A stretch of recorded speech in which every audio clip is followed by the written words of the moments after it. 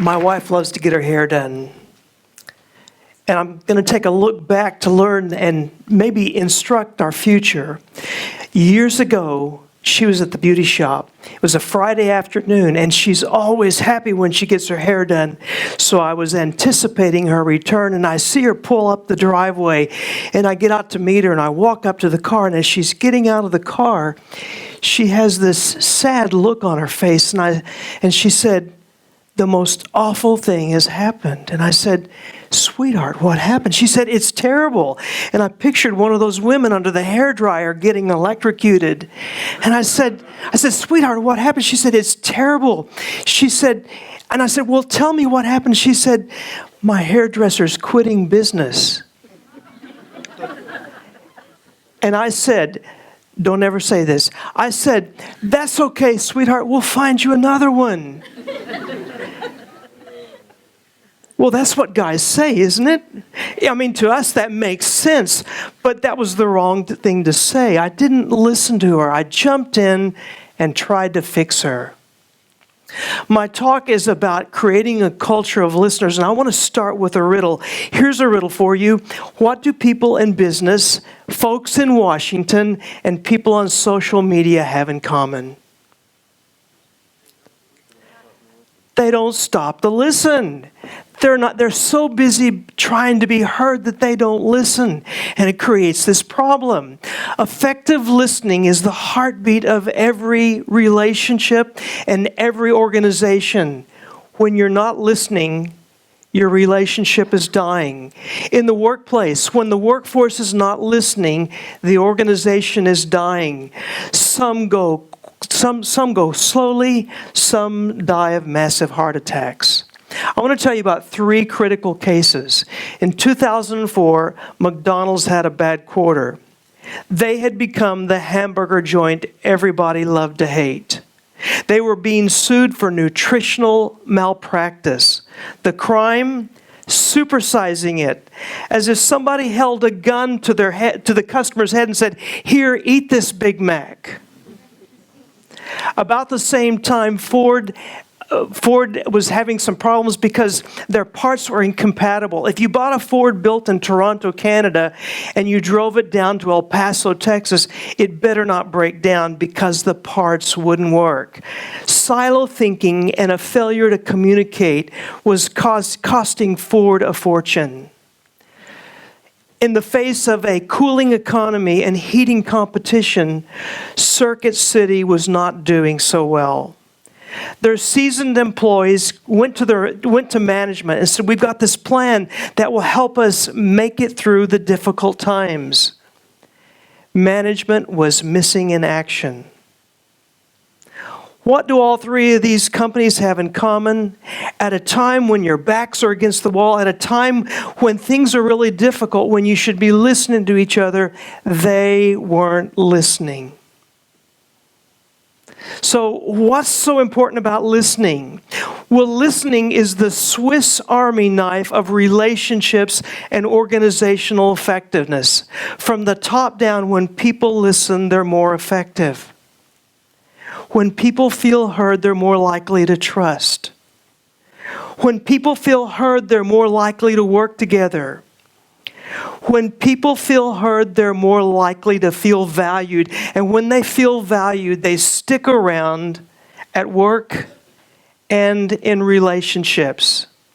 So, don't wait for your significant other to start this, or your coworkers, or your boss, or the people around you.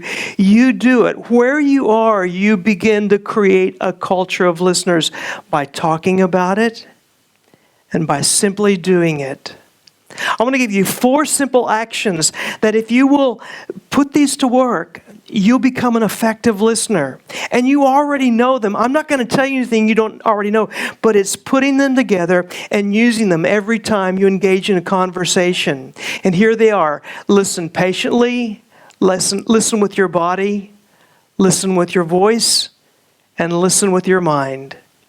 Let's go deep. Listen patiently. Here you go. Put away your selfie stick. Stop making it about you. Set aside your agenda and focus on the other person. So what's the problem? Why should listening patiently be so difficult? Well, we suffer from a condition that happens at birth. Newborns cry, and giant hands appear and take care of them. Newborns get hungry, and giant hands appear and feed them. Newborns get poopy, and giant hands appear and clean them up. For newborns, the entire world revolves around them. Now here's the problem. When we get to 18, or 19, or 20, or 40, or 60, we still assume the world revolves around us. And when the world revolves around me, it's hard for me to be patient with you when I'm listening to you.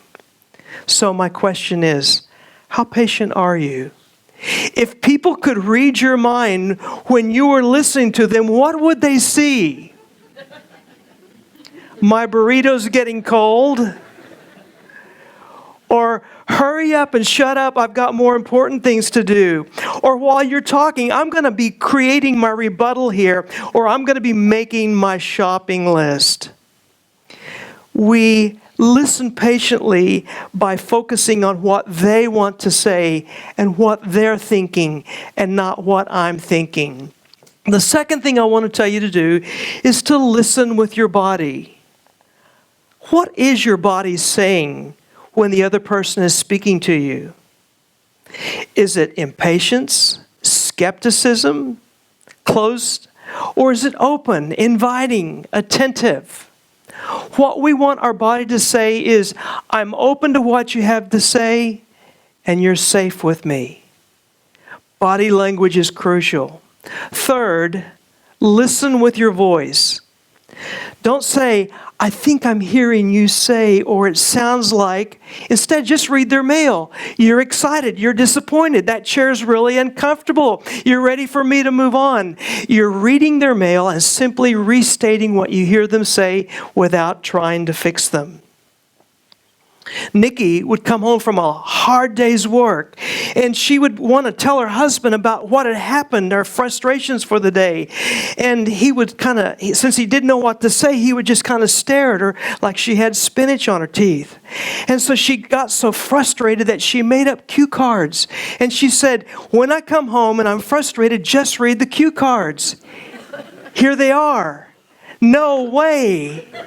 Are you serious? Whew, you're kidding me. Oh, no, she didn't. Oh, man, that's crazy. Unbelievable. So about 3 days later, she has another bad day at work. And she comes in, and he realizes she's upset. So he runs and gets the cards, and he begins to read them as she's talking. And at the end of the conversation, she said, I felt better because he listened to me. It's just that easy. Finally, listen with your mind. We think in pictures, not words. So visualize what you're hearing the person say. Put your mind to work. Look at the pictures and just read the pictures, and you'll be listening with your mind and your voice as well.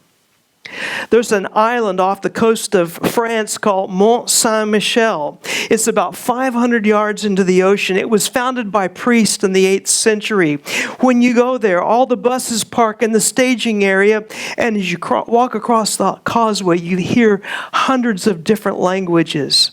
You step across a real drawbridge and into a walled city.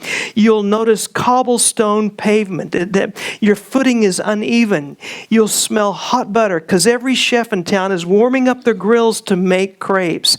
The chefs stand out in front of their restaurants, and they're mixing their batter in their stainless steel mixing bowls, and you can hear a little tick, tick, tick, tick, tick sound because they like to do that to mess with the tourist minds. The French love beautiful things, so spotlights shine on all their wares. As you walk up the island, you'll pass the residential area, 1,000-year-old homes with half-beam construction with slate roofs. When you get to the top, there's a cathedral right on the top of the mountain. The doors are 30 feet high. You step in, and it's dark except for shafts of light cutting through incense. You hear Gregorian chant. You are transported back about 1,000 years. I just took you to France in your mind. You heard the sounds. You smelled the smells. You were there in your mind. The mind is an amazing thing.